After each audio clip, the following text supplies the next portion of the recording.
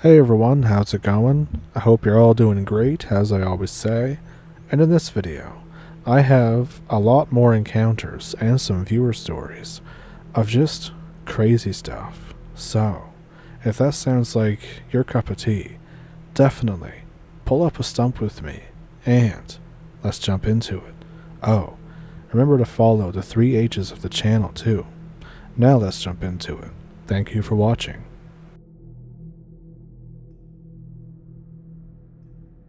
This one was sent in to me by DJ, so DJ, I hope I can do your story justice.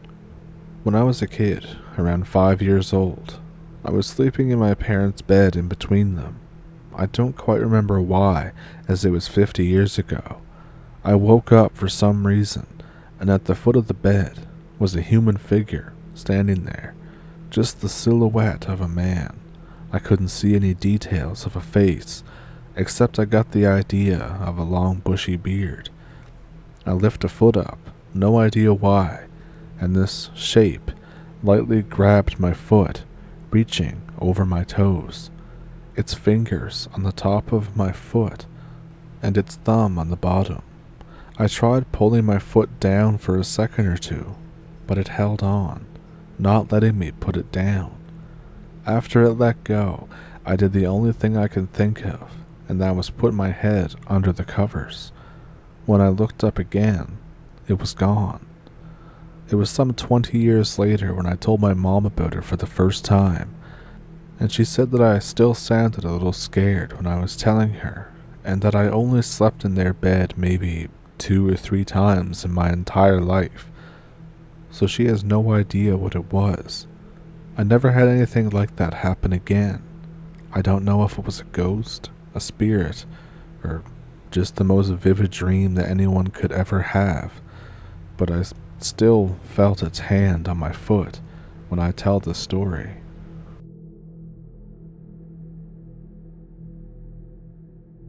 My dad claims to have seen the Michigan Dogman. Now, he's not usually one to tell tall tales or make up stories.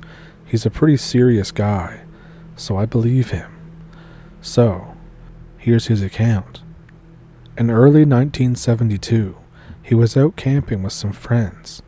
They were out near some lake. I'm not sure of the spelling, but it was something like Nawakawa or something similar to that. It's pretty off the beaten path. There's not much of anything out there, or at least at that time there wasn't. Everything's built up now. Anyways, on day 2 of being out there, my dad had woken up really early in the morning, just when the sun had barely broken through. He stepped out of his tent, he messed around with the campfire a bit, and headed over to the shore of the lake. He was looking out across and turned his head to the left, and on the left, on the opposite side, he saw this huge figure hunched over near the lake. Its head was near the water. He thought it might have been a bear at first. He went back to his tent and got some binoculars, and then went back out to take a better look at it. What he saw was this very large black furry head with some gray in it.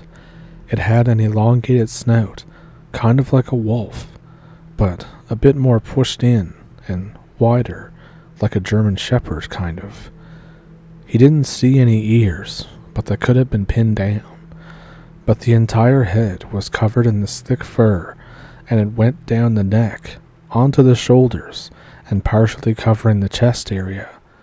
The rest of it, though, was this very pale, very human skin.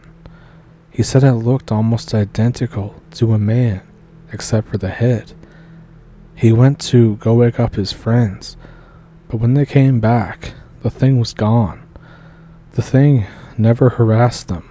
They never had any issues during the rest of their time there, and they never saw it again.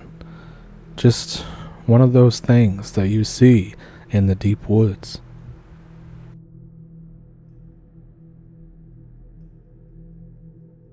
This happened in Tennessee back when I was 14, around 2012 or so. I was visiting my grandfather. He lives out in the middle of basically nowhere. He's surrounded by woods that are thick as all hell. Every month or so, I'd do this visit, and I'd have to lock up all the doors at night because he had gotten pretty paranoid by this time I was there. This is including the one outside to the garage. It'll probably help give you guys an idea of how this part of his house is set up. There's a patio that encircles the entire house. It's like 4 feet wide. It's wider and thicker in front of the kitchen. Most of the back wall in the kitchen is set up of sliding glass doors. The patio is in front of them and connects to the garage, and by extension, the garage door. If you keep going to the right from there, you get to the back porch. I could probably get into more details, but that's all that's really important. So like I said, all the doors have to be locked at night. My brother and I go throughout the kitchen to lock the garage. When we lock it, he walks over to the back porch to take a pee, and he hears movement in the woods. I assumed that it was a bobcat. We had been seeing and hearing them for a while. We get really quiet to see if we can maybe spot it, or to see if we stop moving and pretend like we're not outside, that maybe it'll come out. The trees are literally pitch black though. We can't see anything, just blackness. And then all sound in the woods stops. Literally no sound. And this is creepy as hell, because there's always noise out there. Then, about 100 yards away, out in the forest, we hear a screech. It sent shivers up my spine, just recalling it. It was that ungodly. We just hurry the hell up and get back inside. That was all that happened that visit, but the next time we went up, about a month later, it was after dinner. Grandfather had retired to the living room. My brother and I are just screwing around and being useless. We're looking out the sliding glass doors. And then, I see this pale face at the edge of the tree line. It looks almost human, but not quite. I freak out on the spot. My brother looks and sees it too, right as it goes back into the trees. My mom and my sister look at me instead of outside. They don't see it. I distinctly remember this next one was 2 months after that. We were watching TV. Everyone else had gone to bed. I decided I was thirsty and had to get something to drink. So I go into the kitchen. I see the face again in the same place. I freeze and go silent as it disappears. I run upstairs to the bedroom that I stay in. I didn't turn off the TV or get a drink. Now fast forward again to May of 2014. I was back at my grandfather's. I didn't see the face the last time I was there, or by this time for quite a while. But it was 10:30 at night. I was again being a layabout after some kind of late night snack. I don't remember what I had. I realized that I wanted to listen to music, but I left my headphones in the car. I walk over to the kitchen to go outside to go to the car. There it is. It's standing about halfway between the house and the tree line, clearly visible in the porch light. It's on all fours. The body is the same color as the face, that pale gray. It stands up really awkwardly, like it's not sure how, or it's on crutches or something. I freeze. I am terrified. I watch it turn back toward the woods, and then all of a sudden, it's just gone. I don't sleep at all that night. Far off in the woods, I could still hear the screeching, off and on. It was then that I realized that the screeching was the same that we thought was a bobcat. Occasionally, I'd hear thumps downstairs and catch whiffs of weird smells, but nothing much more than that. I definitely didn't go outside or look out the window. I was too terrified, and I haven't seen it since 2014.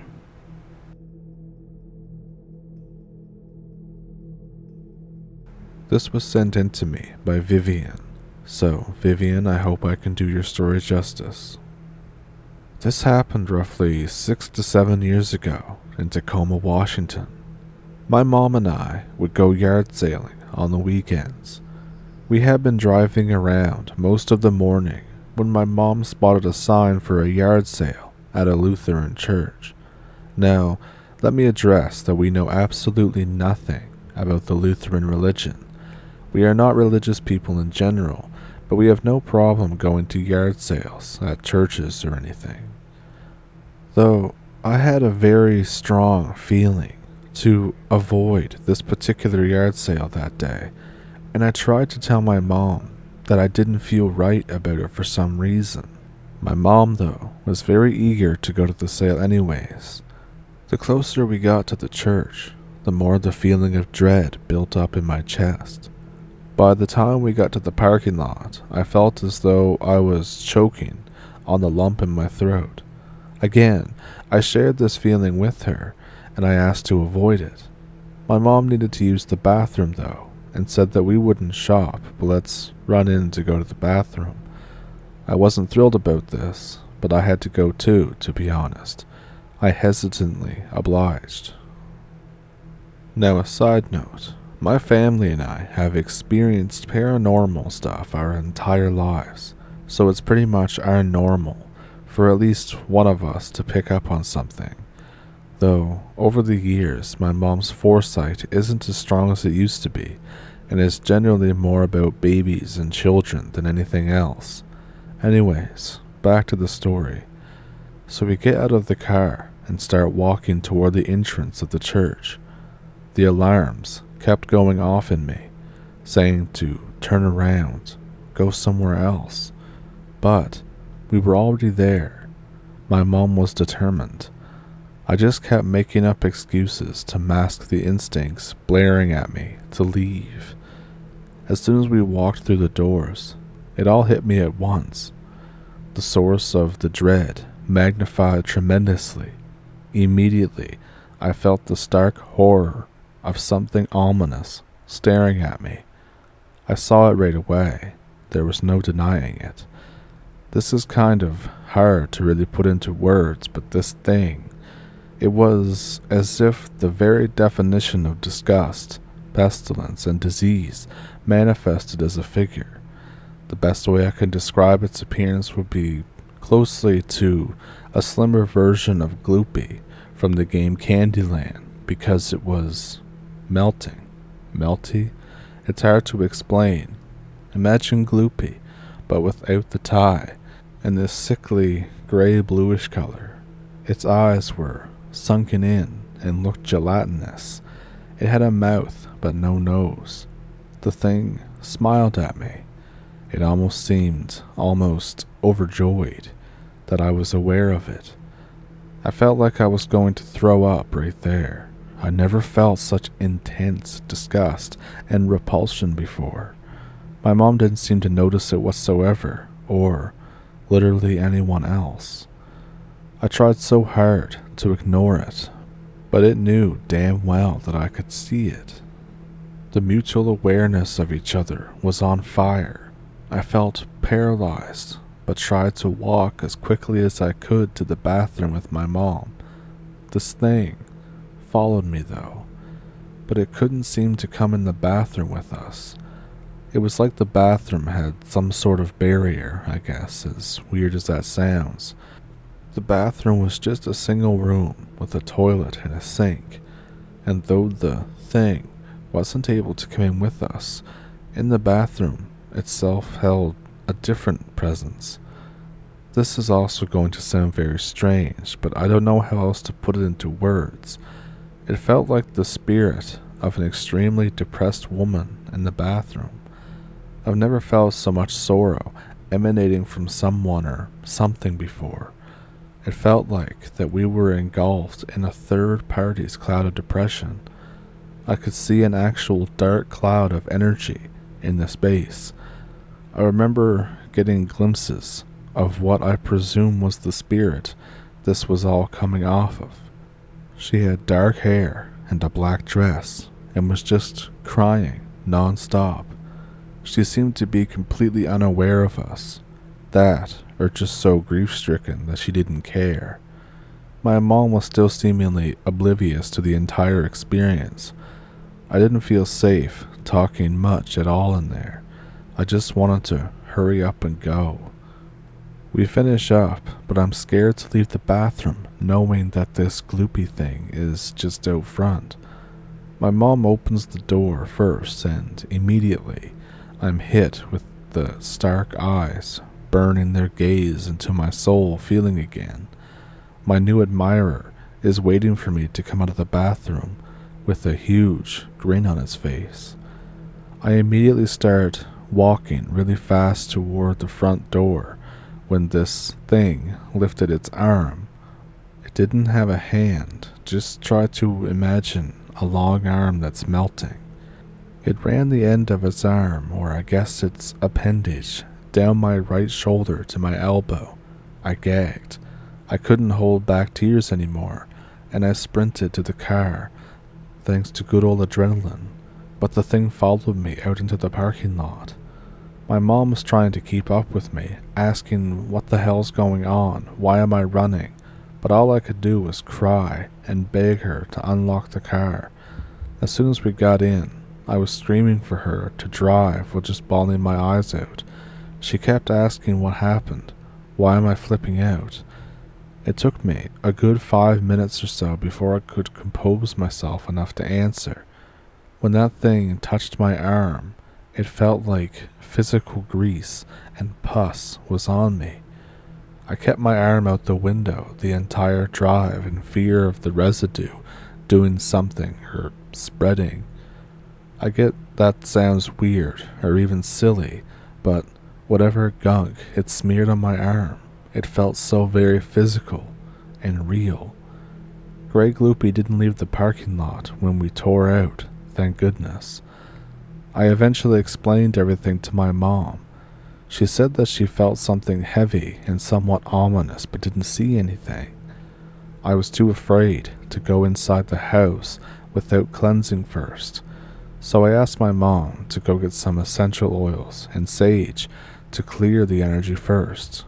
I cleansed myself, my mom, the car, and said some prayers. I took a shower immediately when I got inside and washed all my clothes. Fortunately, nothing happened after that. I've never seen Grey Gloopy again, or anything remotely similar. What do you think it was? Why was it in the church? Better question, why was it bound to the church? Because like I said, it didn't follow us out of the parking lot. There's no doubt in my mind that if it could have left, it would have followed us home. I've tried researching about this several times, listened to thousands of paranormal stories, and still have absolutely no answers as to what I experienced that day. It did not harm me. If anything, it seemed to be more fascinated and determined to interact. I hope someday to better understand what it was and what it wanted with me. And as soon as I finished writing this experience down, I suddenly got extremely cold. Maybe it's just nerves, but it was warm earlier, and I'm freezing now. So that was sent in to me by Viviane.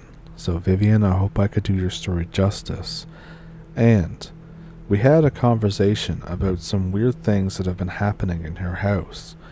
She said to me that every now and then, the same kind of glitter will pop up, or in another case, it was turquoise paint, after she said that she didn't like red, kind of as a joke out loud. And I don't really have a satisfactory explanation for what that could be. I know where I live, we have a belief that if you keep finding things like that, then it's a sign that there's something you need to be doing or something you need to let go of, etc. Same as like if you find a dime, then it's a sign that somebody in heaven is looking after you. So if anyone knows anything about why a certain kind of glitter or why a certain color of paint maybe popping up out of nowhere. And she said that she doesn't use this kind of glitter or really this kind of paint, so no idea where it's coming from. Now, if somebody knows what this might mean, or you've had it happen before, definitely comment down below, and hopefully she sees it. So, again, thank you, Viviane, for sending that in. I hope I could do your story justice, and I hope I didn't skim over our conversation too much.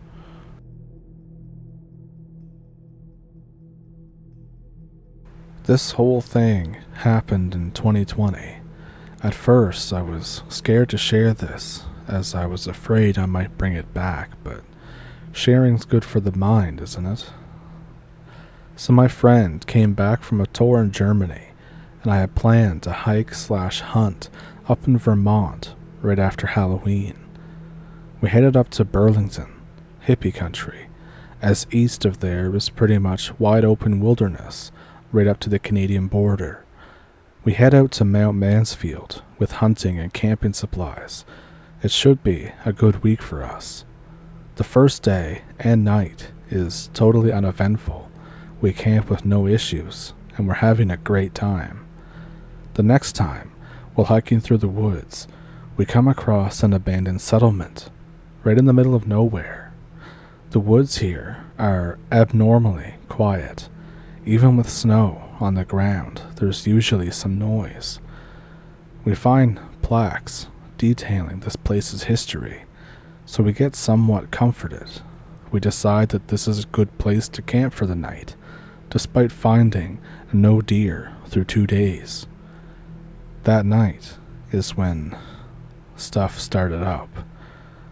My buddy starts staring off into the woods away from the campfire right around 6 p.m.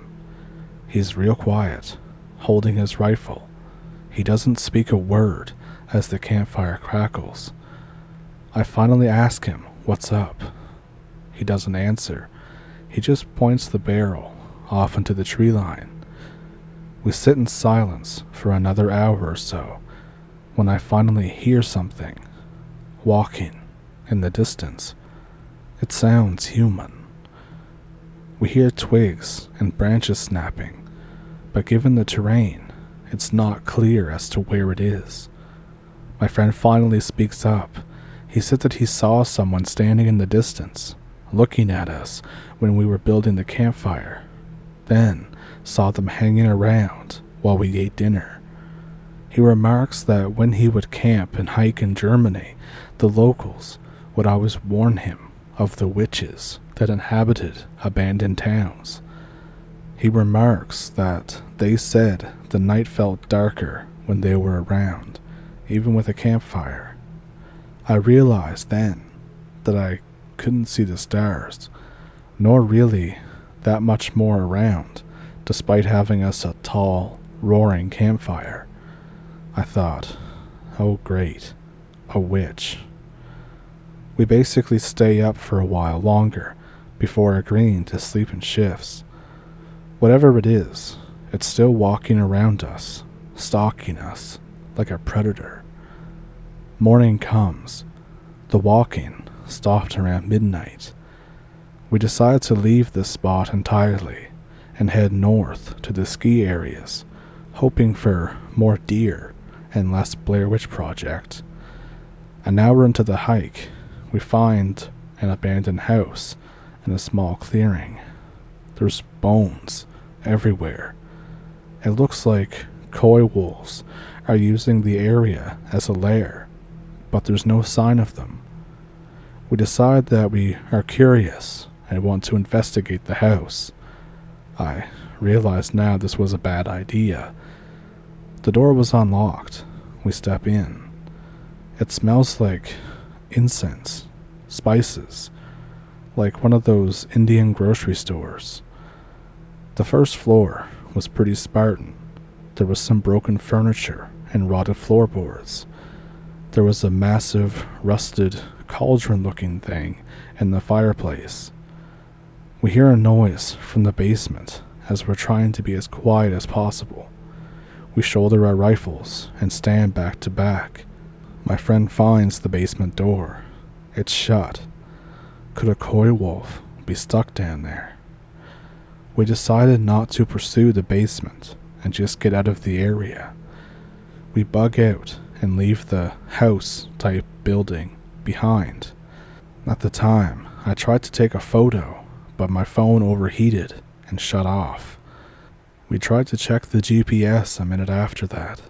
It came out 0.0, 0.00, so screw us, I guess. We walk north some more. There's still no deer, still no noise. We decided to turn south and head back to the truck, but we still had to camp one more night. Now, at this point shit was about to get bad and we didn't even know it. We built a fire. My friend makes a makeshift palisade using branches and fallen trees around the campsite. It's not overkill when we think that we may have stumbled into a witch's house. Everything's quiet until 7 p.m. There's no walking this time. Instead, we can hear birds. A lot of birds. It sounds like an aviary everywhere. We're wishing that we brought energy drinks because there's no way that we are sleeping. We both begin to hear faint whispering, like in the back of our ears. I ask my buddy if we should just walk the rest of the way. He responds, no, she won't let us, and points the rifle at the trees east of the fire. I honestly didn't see anything. But then, I hear an obvious voice make a fake bird call in the other direction. I'm freaked the hell out. I ask my buddy, should we fire some rounds off? He says, no. If they wanted to harm us, they probably would have done it already. We need to be alert, as they could be screwing with us to scare us away. And then, something crazy happens. Half an hour later, a white wolf appears. I want to shoot it, because it scared the hell out of me, but it could be a witch. Some bird noises and whispers are still going on in the background. The white wolf sits by the campfire. The noises start to die down. After the silence returns, the wolf gets up and trots back into the woods. Neither of us slept or spoke the rest of the night. In the morning, we book it to the truck and get the hell out back to Burlington. We had no deer. We just encountered a bunch of witches. I have to think, was the wolf part of the witches? I don't know. I haven't brought this theory up to my buddy, but I'm scared to talk about it, because what if it followed me?